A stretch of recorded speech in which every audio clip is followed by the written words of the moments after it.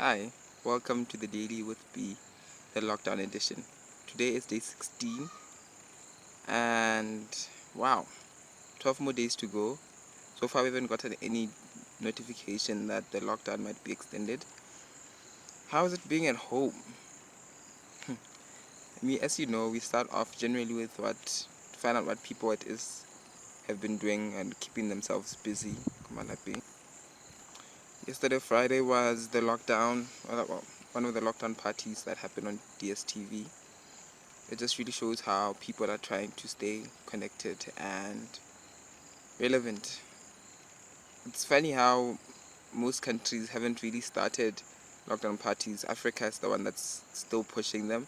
I saw some ads on Facebook for other countries going and they want to start having lockdown parties.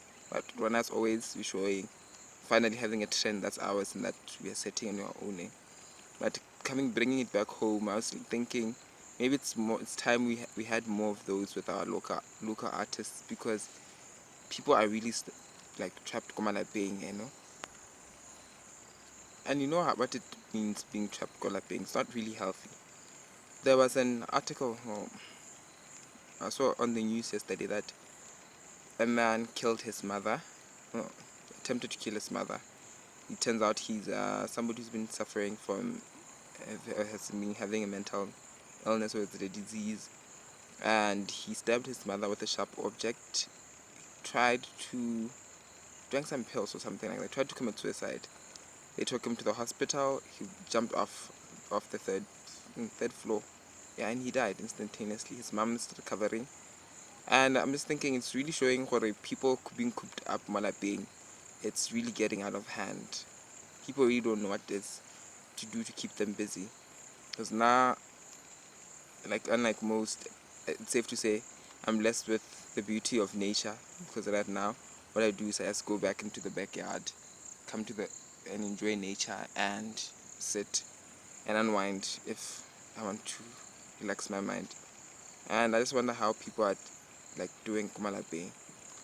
And the banks met today. There was a press release, like the briefing that happens at COVID-19. They were talking about the measures that they're going to be taking on to help people with this COVID-19 situation, starting off with the interest holidays and also post afterwards what they're actually doing to help businesses. And I'm still surprised that it's still people can still get loans at such a time, after our high risk high reward.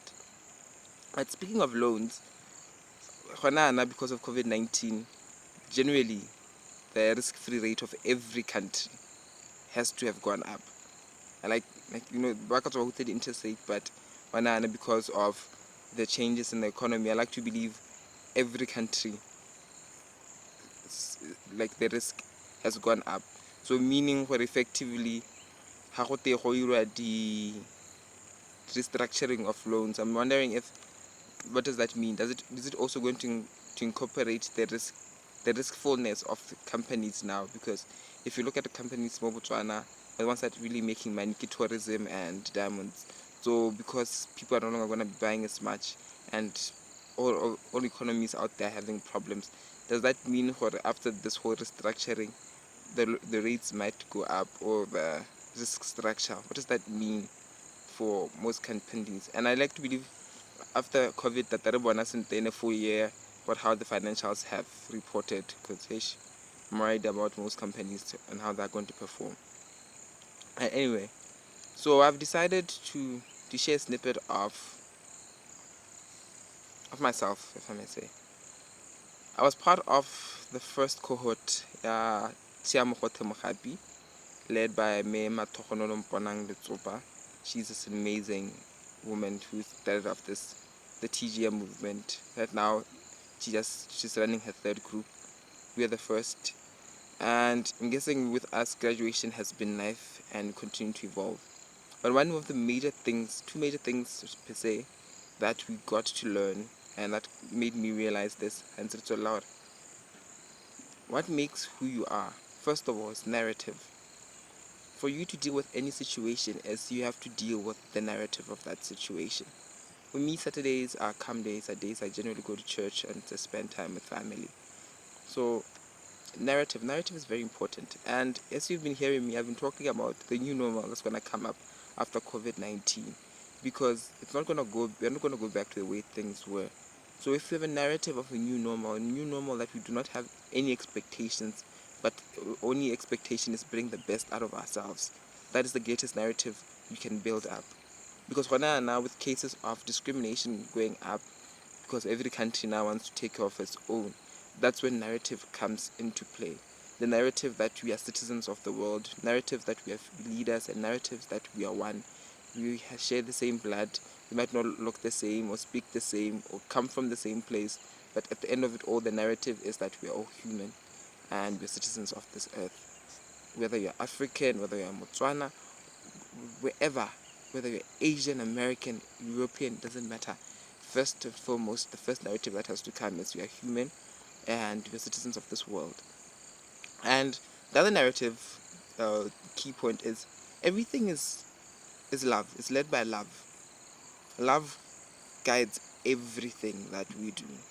Malapeng honana, my aunt comes over to spend time with my mom once in a while, and she came with a neighbor's dog. Looks like the neighbor's dog became fond of her or something like that. And then she came here, it followed her. I guess it was a concept of love. And Sadet's and Amanapeng, it just refused to go. Right now she's just a bundle of joy. We've now adopted her. She didn't have a name, but at the beginning you could see that if she was human, she could tell a lot. There's some forms of trauma, so I've started conditioning it with just giving it basic love, food, and a schedule and a structure generally to deal with, and then making it bond with the little man, because Lenny has never really had a dog or any pet. So getting them to get to accustomed with each other, now they're becoming the bestest of friends. So one of the first things, or the first books we read when we were building ourselves and bringing out the full force in us was The Prophet by Khalil Gibran. It is one of the most amazing books, short but amazing, because it talks about this man called Al-Mustafa, something like that, and he was going back and he gives back lessons to the people that he's staying with. And one of the key ones is on love. So I'll just read how it goes, and I hope you go and read the book. Hopefully from there you might be able to say which book do you want to read next. But during this time, please take care, stay safe, and when it comes to a matter of love again, our neighbors, guys, gender-based violence cases have really gone up. Please take care and look out for them. Then said Almitra, "Speak to us of love."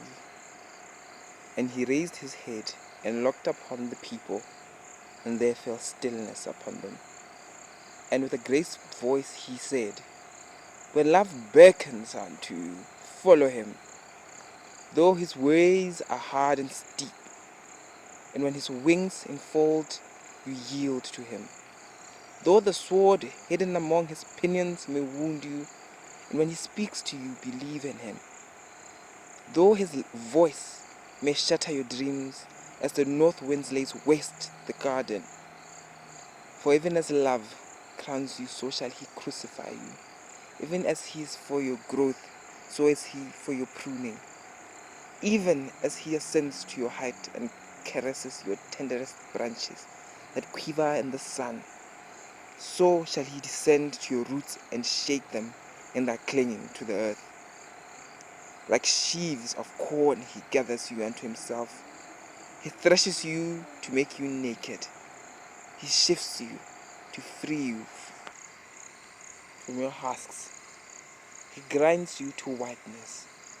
He kneads you until you are pliant. And then he assigns you to his sacred fire, that you may become sacred bread for God's sacred feast. All these things shall love do unto you, that you may know the secrets of your heart, and in the knowledge of become a fragrant of life's heart. But if you fear who But if in your fear you would seek only love's peace and love's pleasure, then it is better for you that you cover your nakedness and pass out of love's threshing floor. into the seasonless world where you shall laugh, but not of your laughter, and weep, but not all of your tears. Love gives not but itself, and takes not but from itself. Love possesses, nor would it be possessed. For love is sufficient unto love. When you love, you shall not say, God is in my heart, but rather I am in the heart of God. And think not you can direct the course of love. For love, if it finds you worthy, directs your course. Love has no other desire but to fulfill itself. But if you love, and must needs have desires, let these be your desires: to melt and be like a running brook that sings in the melody of the night, to know the pain of too much tenderness, to be wounded by your own understanding of love, and to bleed willingly and joyfully, to wake up at dawn with a winged heart and give thanks for another day of loving, to rest at the noon hour and meditate love's ecstasy, to return home at evening's tide with gratitude, and then to sleep with a prayer for the beloved in your heart and a song of praise unto your lips. That is love. That is the understanding of love I would like all of us to be able to get and find in such times. And for those who might have loved it, please go find out and read The Prophet by Khalil Gibran. It has amazing life lessons that we can all learn from and grow from. So stay safe and take care.